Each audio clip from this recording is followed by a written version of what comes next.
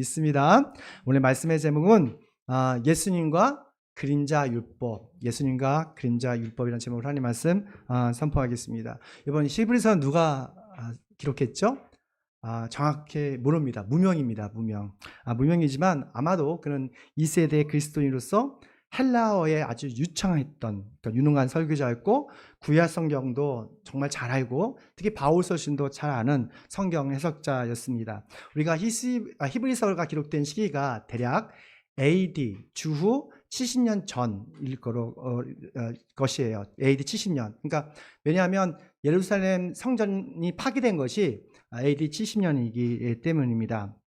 이 당시 세계적으로 유대 그리스도인들에게 아주 경제적인 어려움과 여러분 노마 네로 왕자 아시죠? 왕에 의해서 아주 정치적인 박해와 핍박을 많이 당했습니다.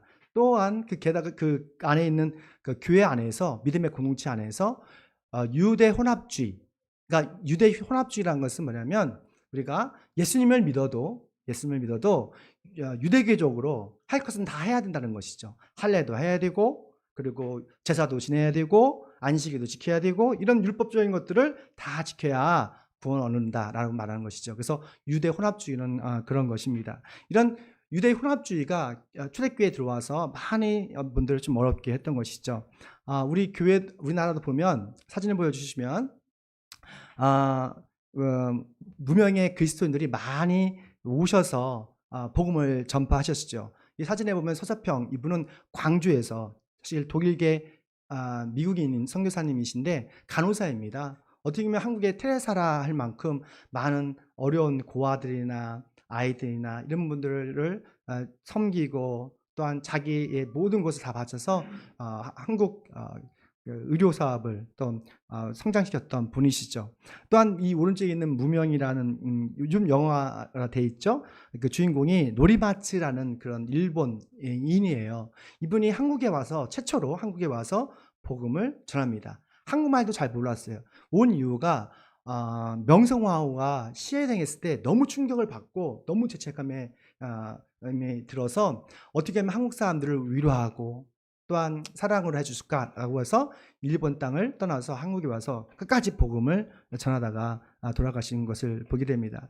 이분들은 참 많은 고난과 역경을 당했죠. 어떻게 보면 이런 무명의 어떤 성리사님을 통해서 우리 한국교회가 지금 정말로 성장하고 부흥해서 세계적인 선교국이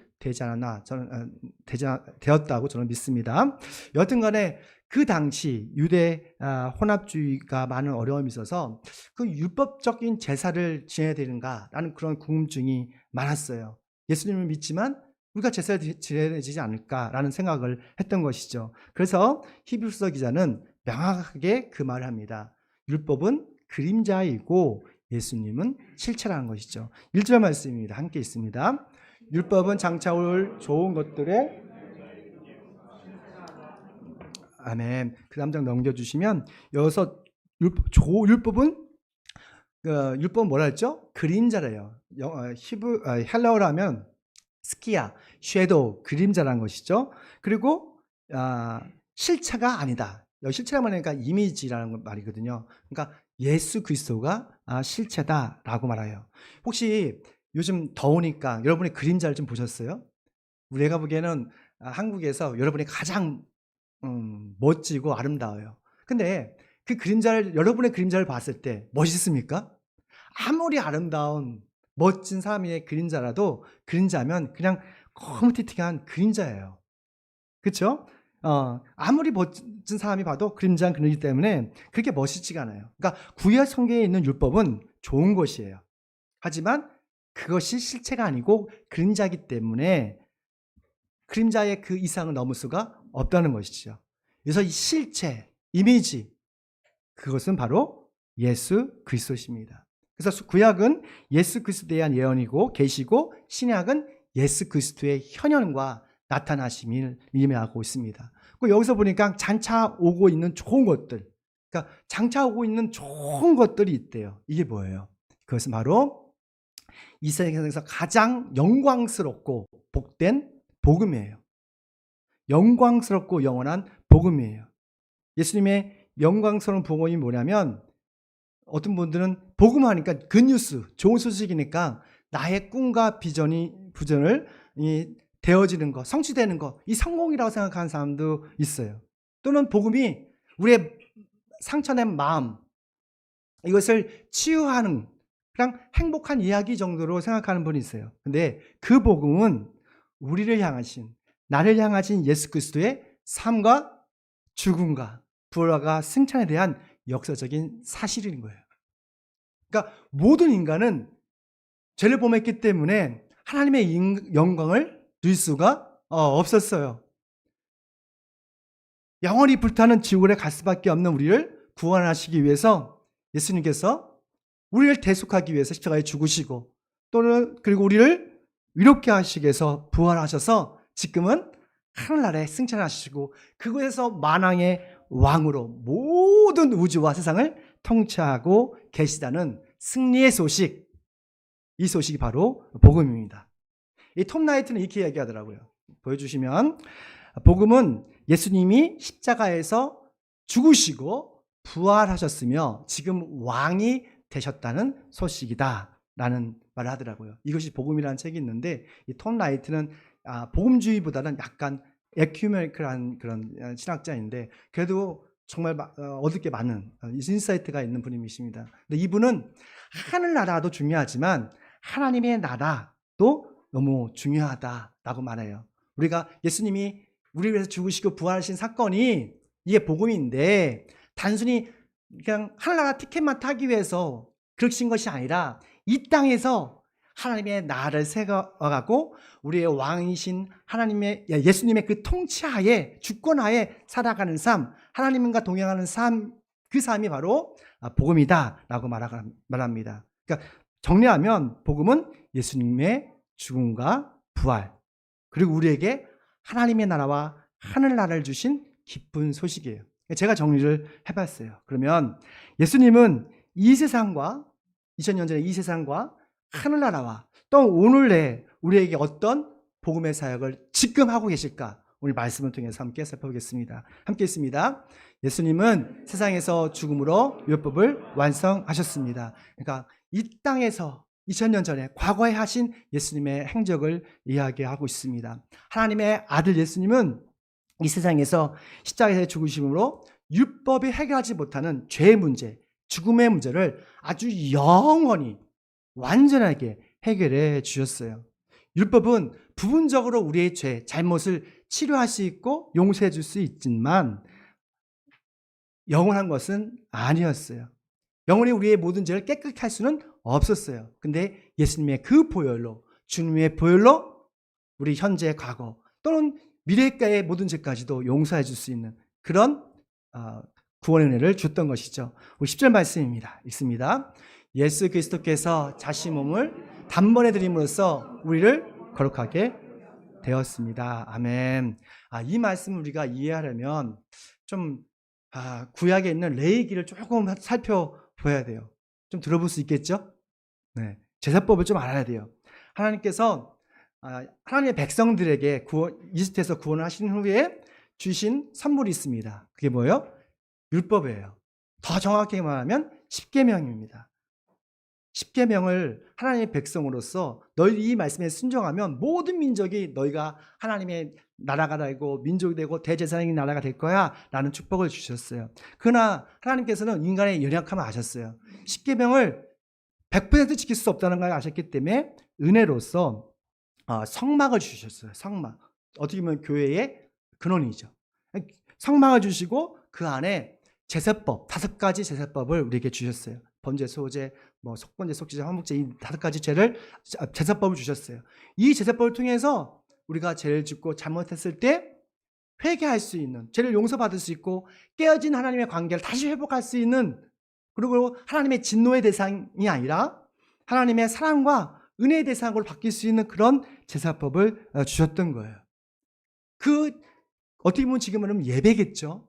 그 제사와 예배를 통해서 우리는 하나님의 은혜와 축복을 다시 누릴 수가 있었던 것입니다. 그런데 하나님의 아들 예수 그리스도께서 이 짐승의 피, 예전에는 소나 양이나 염소, 비둘기 이런 걸 주었어요. 그런 피가 아니라 자신의 피로 자신의 보혈로 우리의 모든 죄를 영원히 용서해 주셨던 거예요.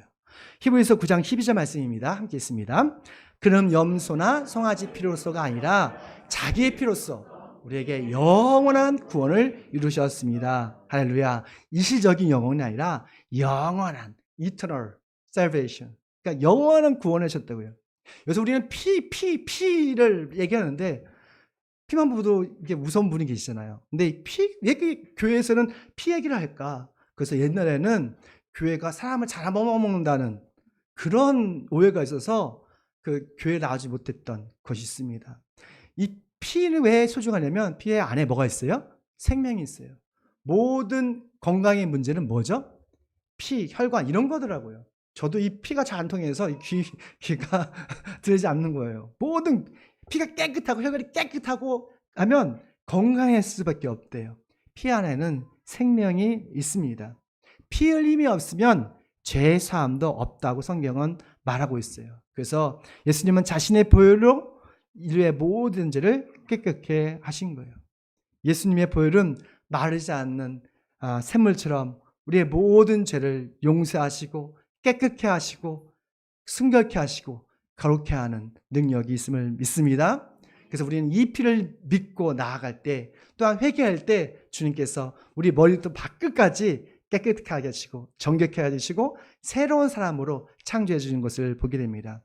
우리가 구원에 받는 과정을 보면 이래요. 우리가 예수님을 믿잖아요. 그리고 우리가 정말 성령께서 우리의 마음에 들어오시고 회개의 영을 주세요.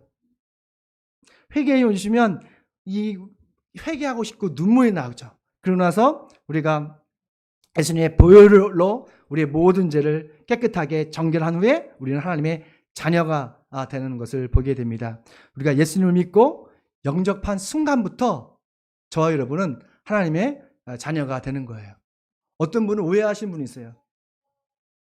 예수님을 믿고 나중에 하나님의 자녀가 된다고 생각하는 사람들이 있어요. 구원의 확신이 없는 거죠. 그러니까 항상 두렵고 떨리는 거예요. 근데 분명한 사실은 우리가 오늘 시간 예수님을 나의 주 나의 하나님을 영접하고 회개를 하면 그 예수의 보혈을 통해서 우리 모든 죄가 씻김을 받고 그 순간에 우리는 하나님의 자녀된 걸 믿습니다. 그러면 더 이상 옛날에 율법이 말하는 이 5가지 그 화려하고 아주 모든 가정 복잡한 디테일한 그 모든 가정 제사법이 필요 없는 거예요. 어떻게 보면 예수님은 이 구약에 있는 율법을 폐지하라는 것이 아니라 예수님의 십자가의 그 은혜로 완성하러 오신 것이죠. 업그레이드 하신 거예요. 그래서 우리는 더 이상 제사 드릴 필요가 있어요? 없어요? 없어요. 우리는 예수님의 보혈로 예배를 드리면 되는 겁니다.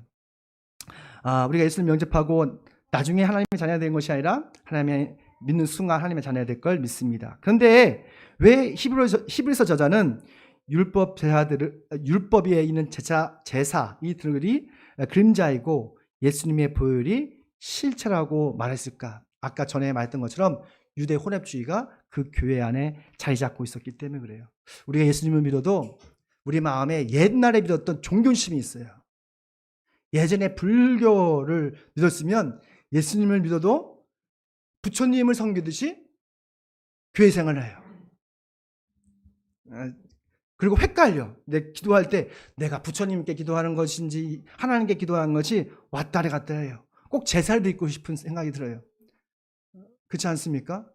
설날 명절 되면 부모님이 옛날에 했던 부모님은 밥상을 차려요. 밥상이 아니에요. 그거는 제사상이야. 그러니까 옛날에 그 습관이 계속 있는 거예요. 종교심이 있는 거예요. 종교심으로 옛날의 종교심으로 하나님을 경배하는 거예요. 초대교회 유대인들도 유대 사람들 그런 마음이 있었어요. 예수님을 믿는데 성령도 체험했는데 자꾸 옛 것이 그리운 거예요. 예루살렘 성전에 가서 피의 제사를 드리고 싶은 생각이 드는 거예요. 그래야지 조금 내가 마음이 시원할 것 같아요. 이러면 그렇게 배워왔거든요. 그 가치관, 세계관이 그러거든요. 그러니까 예루살렘에 가서 3대절기 동안에 가서 드리고 막 피를 어린 양을 각을 떠서 뿌리고 그렇게 하고 싶은 거예요. 우리가 예수를 믿으면서도 예전에 했던 이 종교심으로 예수를 믿는 사람이 참 많아요. 그걸 다 긁어내야 돼요. 그거 내기 위해서는 말씀이 필요한 것이죠. 사랑하는 성도 여러분, 예수님을 믿는다 하지만 여전히 우리 마음 한구석에 자리 잡고 있는 이런 혼합된 종교심 때문에 하나님을 기뻐하지 못하는 그런 잘못된 신앙생활을 할 수가 있습니다. 율법은 그림자입니다. 아무리 멋있어도 그냥 컴컴한 그림자일 뿐이에요. 실체는 누구예요? 예수님이세요.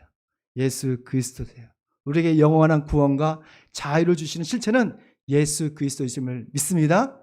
예수 그리스도를 바라보십시오. 예수님을 영접하십시오. 하나님의 자녀로서 영원한 구원과 기쁨을 자유를 누리게 될 것입니다. 두 번째입니다. 함께 있습니다. 예수님은 하늘에서 아버지 편에 앉아 중보자가 되십니다. 아멘. 그러면 예수님께서 지금 어디에 계실까요? 하늘나라에 계시죠. 하늘나라에. 왜냐하면 성경에 보면 사도행전 1장에 보면 제자들이 보는 앞에서 이 승천을 하셨어요. 하늘나라에서 영원한 대제사장으로서 무엇을 하실까요? 지금 저와 여러분에서 간구하고 계세요. 기도하고 계세요. 12절 말씀입니다. 읽습니다. 그리스도께서는 죄를 사하시려고 단 한 번의 영원한 유한 제사를 드리고 뒤에 하나님 우편쪽에 앉으셨습니다. 아멘. 그래서 영원히 유한 제사, 디네이케스라 하는데 for all time, 그러니까 항상 계속해서 연속적인 주시는 그런 제사의 능력이 있대요. 그러니까 예수님의 보혈이 영원히. 그러니까 예수님의 십자가 사건이 영원히 유한 제사라는 거예요. 예수님은 예수님의 보혈을 믿고 회개함으로 죄를 용서받기 때문에 더 이상 율법 제사가 필요가 없습니다. 정말 그럴까? 아마 유대 사람들은 그래도 매년 절기 때마다 예루살렘에 가고 싶었을 거예요. 그렇지 않습니까?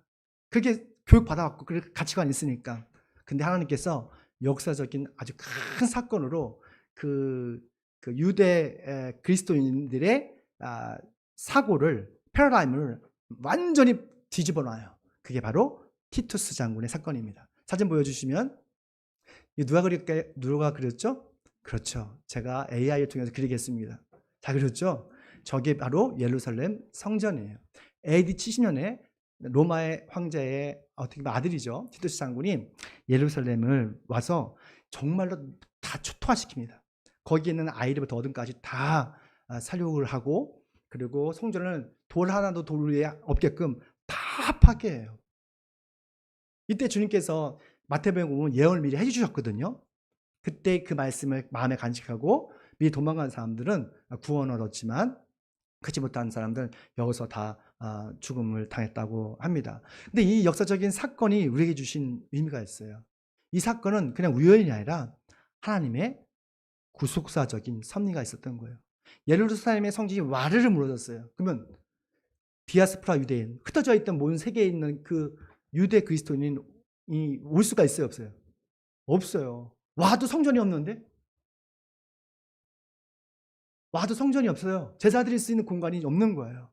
하나님께서는 완전히 그것을, 피해 제사를 완전히 없애버리셨어요. 왜냐하면 피해 제사가 더 이상 유효하지 않으니까. 오직 예수 그리스도의 보혈로 모든 사람이 죄사함, 죄 용서를 받을 수 있기 때문에 더 이상 필요 없는 거예요. 그래서 예루살렘 성전을 과감하게 부숴버렸던 것이죠. 여기 우리가 생각할 것은 예수님의 죽음 후에 그러면 무슨 일이 있었을까라는 거예요. 예수님이 죽으시고 다른 종교와 다른 우리 기독교만 있는 것이 있어요. 예수님이 하늘나라에 올라가셨다는데 그 전에 중요한 사건이 있습니다. 그게 뭐예요? 부활 사건이에요. 우리가 예수님께서 우리의 모든 죄를 대속하기 위해 죽으셨다는 것은 이해가 돼요. 근데 부활은 참 이해가 안 됩니다. 죽은 사람이 살아나는 것을 우리가 본 적이 없기 때문에 그래요. 근데 예수님께서는 정말로 죽음에서 다시 살아나셨어요. 예수님의 부활은 역사적인 사실이에요. 여러분 믿으십니까? 억지라도 아멘 하십시오. 부활하신 예수님은 있잖아요. 딱 부활하시고 40일 동안 제자들을 다 만나주셨어요. 심지어는 자기의 친동생 야고보까지. 야고보는 예수님을 믿지 않았어요. 믿을 수가 없었어요. 친동생인데 같이 똥 싸고 오줌 싸고 같이 먹고 자고 했는데 우리 형님인데 어떻게 메시아가 될 수 있어요? 마지막에 야고보까지 나와서 다 보여주세요. 엄마에게도 보여주셨겠죠. 그리고 한 번에 120명 성도에게 다 보여주세요. 그러니까 믿는 거예요. 심지어는 예수님이 믿지 않으니까, 예수님 부활하신 예수님 믿지 않으니까 제자들이 뭐예요? 밥을 먹어요. 유대인의 밥이 뭡니까? 빵이잖아요. 빵도 먹고 생선 구워서 같이 먹으셨어요. 예수님께서는 정말로 이런 바디가 있는 몸으로, 그렇지만 그 몸은 신령한 몸이죠. 신령한 부활의 몸으로 부활하셨던 거예요. 도마가 믿을 수가 없는 거예요. 그때 도마가 나타나셔서 네 손과 네 발을, 네 손을 내 옆구리와 내 손가락에 내 발등에 넣어봐라. 그리고 믿음 없는 자가 되지 말고 믿는 자가 되라 라고 말씀하셨어요. 그러면서 나를 보고 믿는 사람보다 나를 보지 않고 믿는 사람이 어떠다? 더 복되다. 복은 우리가 많은 돈을 벌고 나의 목적이 성취되는 것보다 성경에 많은 복은 뭐예요? 바로 부활하신 예수님을 만난 거예요. 부활하신 예수님을 믿는 거예요. 사랑하는 성도 여러분, 예수님이 죽음, 사망에서 다시 부활하셨습니다. 여러분 믿으세요? 여러분, 우리가 예수님의 부활을 믿으면 우리도 예수님처럼 어떻게 될까요? 부활하겠죠. 예수님의 부활을 믿는 사람은 죽음이 두렵지 않아요. 죽음이 두렵지 않습니다. 저도 죽음을 생각할 때마다 두렵고 떨리는데 그래도 well dying 하기 위해서 지금부터 조금씩 준비를 하고 있어요. 주님의 부활을 기대하십시오. 바라보십시오. 그러면 두려움이 사라질 걸 믿습니다. 왜냐하면 부활의 생명력이 이미 죽음을 이겼기 때문에 그래요. 예수님은 우리의 죄를 대속하시고 십자가에 죽으시고 다시 살아나심을 통해서 죽은 사람들의 첫 예매가 되었어요. 제가 보기에는 저와 여러분 모두가 예수님처럼 다시 멋지게 부활할 걸 믿습니다. 신령한 몸으로 예수님처럼 시공간을 초월하는 그런 아프지도 않고 늙지도 않는 그런 건강한 하나님의 형상대로 다시 다시 거듭날 걸, 다시 부활할 걸 믿습니다. 그리고 나서 예수님께서 어떻게 하셨어요? 하늘나라로 승천하셨어요. 지금 뭐에 대해서 이야기하냐면 복음에 대해서 이야기하고 있는 거예요. 어떤 분은 저게 맞는 얘기인가 처음 듣는 얘기인지, 그러니까 교회 10년 20년 다녀도 복음이 뭐예요? 하면 복음이요? 복음이 뭐지? 라고 하는 분도 계세요. 충격을 받고 지금 설교를 준비했어요. 여러분, 복음이면 예수님의 죽음과 부활과 승천이라는 것을 정확하게 말씀할 수 있어야 돼요. 아셨죠? 더블유교회는 적어도 그 말을 할 수 있어야 돼요. 다른 사람이 무슨 말을 할지라도. 예수님께서 오늘날 어디 계세요? 하늘나라. 예, 올라가셨어요. 아니, 성경에 그게 나왔잖아요. 성경을 처음 봐요? 하늘나라에 계십니다. 승천하셨다고요. 그리고 지금 성경에 보면 누구 옆에 계시랬어요? 아유, 그래요. 하나님 우편에 서 계세요, 앉아 계세요? 앉아 계시다고 성경이 그렇게 얘기했어요. 그러면 예수님께서 하나님 아버지 우편에 앉아 계셨다는 그 의미는 무엇일까? 몇 가지를 해석할 수 있는데 예수님이 구원의 모든 사역을 완성하셨다는 거예요. 제가 서 있잖아요. 그렇죠? 설교 다 마치고 사역을 다 끝나면 어떻게 하죠? 여러분과 함께 앉아서 밥을 돼지처럼 먹잖아요. 열심히. 그것처럼 앉았다는 것은 나의 모든 사역이 마쳤다는 거예요. 예수님의 모든 사역, 하나님의 꿈, 모든 인류를 구원하는 그 꿈을 다 완성시키셨어요. 또 한 가지가 있어요. 그리고 앉으셨다는 것은 예수 그리스도가 온 세상과 온 우주를 다스리는 영원한 통치자가 되셨다는 거예요. 만왕의 왕이요, 주중의 주이시고 모든 것을 통치하시는 통치자 하나님이 되신 거예요. 이 악한 세상에서도 예수님이 통치하는 하나님의 나라가 시작된 것이죠. 에베소서 1장 20절 말씀입니다. 있습니다. 하늘에선 자기의 오른쪽에 앉으셔서 모든 정권과 권세와 능력과 주권 위에, 그리고 이 세상뿐만 아니라 오는 세상에서 그를 모든 이름에 뛰어나게 하셨습니다. 아멘. 하나님이 누구를? 예수 그리스도. 예수 그리스도가 모든 권세와 능력과 주권을 통치하시는 그런 만왕의 왕이 되셨다는 거예요. 예수님께서 모든 만물을 충만케 하시고 인생의 우리 사람의 생사화복을 주관하시는 그런 주권자, 우리 인생의 주인이 되셨다는 거예요. 이런 왕이신 예수님께서 하늘나라에서 우리를 위해서, 여러분을 위해서 하시는 일이 있어요. 지금도. 궁금하지 않습니까? 바로 로마서 8장 34절입니다. 읽습니다. 누가 감히 그들을 정죄하겠습니까? 그리스도 예수는 죽으셨지만 오히려 살아나셔서 하나님의 오른쪽에 계시며 우리의 대신 간구하십니다. 똑같이 말씀하세요. 하나님 우편에 앉아 계시다가 다시 오신다는 거예요. 그 앉아 계시다는 것은 만왕의 왕이시고 모든 주권이 하나님께, 예수 그리스도께 있다는 것이죠. 근데 그분이 지금 하시는 길에 있어요. 우리를 위하여 대신 뭐 하신다? 네, 간구하신다고요. 누군가를 위해서 기도해 보셨습니까? 기도는 노동이에요. 쉽지 않습니다. 충고하고 격려하고 대화는 커피 마시면서 많이 할 수 있어요. 1시간, 2시간, 3시간, 4시간 했어요. 기도 1시간 하면 진짜 힘들어요.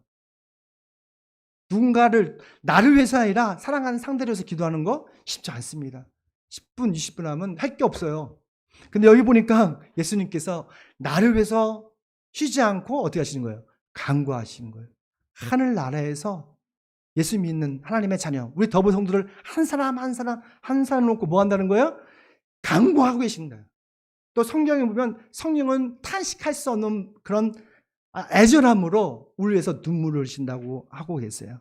왜 우리가 이렇게도 주일날 교회 나와서 하나님을 찬양하고 또 신앙생활을 그나마 할 수 있는 것은 우리의 열심보다도 예수님께서 우리를 위해서 친히 간구하시기 때문에 그래요. 하나님께서 내 주 옆에서 친히 탄식할 수 없는 마음으로 기도해 주시기 때문에 그래요. 그래서 우리가 믿음이 흐트러지지 않는 거예요. 여러분은 예수님의 중보 기도를 받고 있는 특별한 사람들이에요. 그래서 우리도 우리 성도를 위해서, 교회 나가지 않은 성도를 위해서 특별하게 기도해 줄 필요가 있는 거죠. 베드로가 예수님을 3번 부인할 것을 알았어요. 얼마나 괘씸하겠어요. 인간적으로 3년 동안 가장 사랑했던 베드로인데 그걸 아는 순간 너무너무 밉지 않겠어요? 그런데 예수님은 그를 미워하지 않고 중보 기도를 하더라고요. 시몬아, 시몬아, 사탄이 밀처럼 너를 채취하려고 소랑하게 넣으려고 요구를 했어. 그런데 있잖아, 내가 네 믿음이 떨어지지 않도록 너를 위해서 기도했어. 그러니까 예수님의 삶을 보면 자신을 위한 삶이 없어요. 그냥 제자들을 위해서 기도해주고, 또한 지금은 하늘나라에서 여기 더불어 성도로 여러분을 위해서 지금 간절히 기도해 준 것을 보게 됩니다. 사탄이 지금도 존재하죠. 사탄은 예수를 믿는 사람들을 3가지 유혹으로 이렇게 넘어지게 하더라고요. 예수님을 떠나게 하더라고요. 첫 번째 보니까 사소한 죄를 계속 반복적으로 짓게 해요. 계속 사소한 일. 이거지야. 근데 죄책감이 사라져요. 그러면 점점 계속 나도 모르게 하나님과 멀어지게 되는 거예요. 또한 사소한 일로 교회 안에서 성도들에게 서로에게 상처를 줘요. 그런 의도가 없었는데 악한 영이 그 말을 뒤트는 거예요. 그래서 상처를 주고 교회를 떠나게 해요. 그리고 3번째는 무기력이에요. 게으름이에요. 오늘쯤이야. 하루 빠지지. 알아, 기도 안 하면 어때? 말씀 안 보면 어때? 좀 대충 보지 뭐. 이게 점점. 그러면 정말로 그걸 통해서 이 사탄의 그 유혹은 정말 사소한 것이지만 우리 영혼에는 아주 치명적인 독소가 있는 것을 보게 돼요. 우리가 사탄의 사소하지만 치명적인 유혹에서도 우리의 믿음이 무너지지 않는 것. 그것은 누군가가 하늘나라에서 여러분에서 기도하고 있다는 거예요. 그분이 누구십니까? 예수 그리스도세요. 다른 분이 아니에요. 유충현 목사요. 부분적으로 합니다. 여러분에서 많이 기도하지만 예수님만큼 내가 기도하겠어요? 성령님만큼 탄식할 수 없는 그런 애절함으로 기도하시겠어요? 그러니까 예수님께 감사하십시오. 또 성령님께 감사하십시오. 그 순간순간마다 예수님을 찾으세요. 성령님을 찾으세요. 그것이 여러분의 영적인 근력을 키우는 거예요. 사랑하는 성도 여러분, 예수님은 하늘나라에서 지금 이 순간 우리 위해서 간구하고 계십니다. 우리도 예수님처럼 어떤 역경에 대해서도 포기하지 마시고 예수님께 기도와 말씀으로 살아가는 예수님의 제자가 되길 축원합니다. 마지막입니다. 함께 있습니다. 예수님 오늘날 성령을 통해서 우리의 삶을 아멘. 하나님은 우리를 사랑하셔서 그냥 가만히 있을 수가 없었습니다. 그래서 뭘 선물 주는데 바로 예수님을 세상에 보내주셨어요. 그 예수님이 하늘나라로 승천하시면서 우리를 너무 사랑하셔서 그냥 가만히 있을 수가 없었어요. 그리고 성령님을 약속하시고 성령님을 보내주셨어요. 여러분 믿으십니까? 저 믿습니다. 보혜사 성령님을 약속하시고 우리에게 보내주셨어요. 예수님은 오늘 이 시간에도 성령님을 통해서 우리에게 말씀하시고 우리의 삶을 날마다 변화시키고 혁신해 주시길 원하세요. 또한 일상에서 하나님의 나라를 만드시고 그 하나님의 나라 안에서 예수님의 주권 아래에서 우리가 살아가길 원하시는 것이죠. 그게 15절 말씀이에요. 함께 있습니다. 성령도 우리에게 증언하여 주십니다. 난 내 율법을 그대의 마음에 박아주고 그대의 생각에 새겨졌다. 아멘. 근데 사실은 나는 내 율법을 그대의 마음에 박아주고 그대의 생각에 새겨주게 돼. 박아준다는 말이 참 멋있지 않습니까? 막 박아준다. 못으로 쾅쾅쾅 박아준다. 이것은 예레미야서 31장 33절의 말씀이에요. 새 언약에 대한 약속이거든요. 근데 주님 성령께서 근데 이 말씀을 우리에게 주셨어요. 그러니까 율법을 우리 마음과 우리의 생각에 새겨 넣어 주신다는 거예요. 넣어 주신다는 거예요. 다시 말하면 성령님께서 우리의 마음과 생각을 어떻게 해주시는 거예요? 변화시켜 주시는 거예요. 참 사람이 변화되기 어렵잖아요. 그런데 성령께서 우리 안에 들어오시면 조금씩 또는 급변할 수가 있어요. 우리 인생이 바뀌는 거예요. 우리 어두운 세상이, 절망적인 세상이 아주 기쁨이 있고 소망인 세상으로 바뀌는 것이죠. 예수님께서 제자들을 사랑하셔서 그들을 떠나실 때 하신 말씀이 있어요. 내가 너희를 고아처럼 버려두지 않겠어. 그리고 내가 보혜사 성령님을 너에게 보낼게 라고 말씀하셨어요.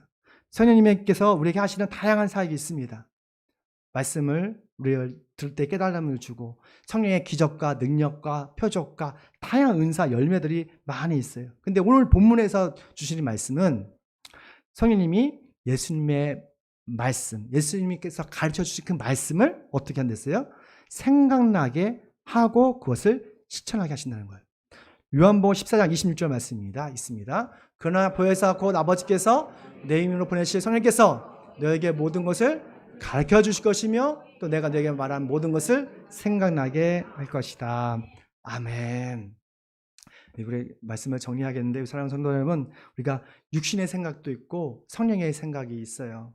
육신의 생각은 좀 더 졸자, 좀 더 먹자, 좀 더 자자, 좀 더 즐기자, 하나님 없이. 이게 육신의 생각이에요. 성령의 생각은 간단합니다. 좀 더 주님께 가자. 기도와 말씀으로 좀 더 예수님과 동행하자. 우리가 믿음으로 좀 선교와 봉사를 좀 하자 라고 하세요. 이게 바로 성령의 생각이에요.